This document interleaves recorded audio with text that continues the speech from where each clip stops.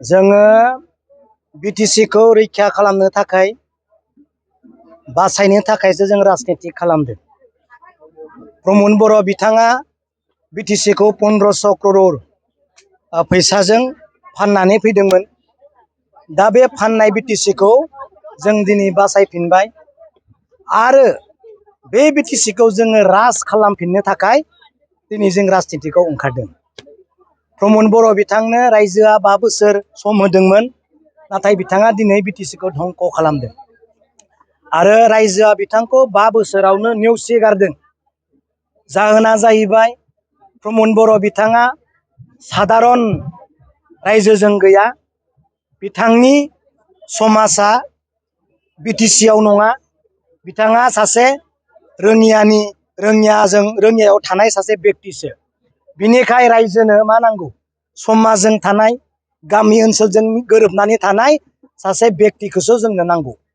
दा बिनिखाय प्रमद बर' बिथांखौ 5 बोसोरावनो बिटिसिनि रायजोआ नाटसात खालामदों, माने नेवसिगारदों, नारगारदों। दा प्रमद बर'खौ नेवसिनायनि गोबां जाहोन दं। बिथाङा दिनै एनडिबिफोरखौ 2 लाख बा 3 लाख फैसाजों फानदों।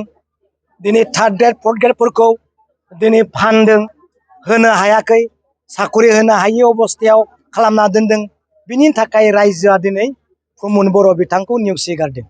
दिनै बे एसेम्बलि इलेक्सनाव जोङो 15थायाव जोङो 15थाबो एनडिए हिसाबै बिपिएफनि समर्थन केन्डिडेटफोरानो देरहागोन, बेयावबो जेबो सन्देह गैया।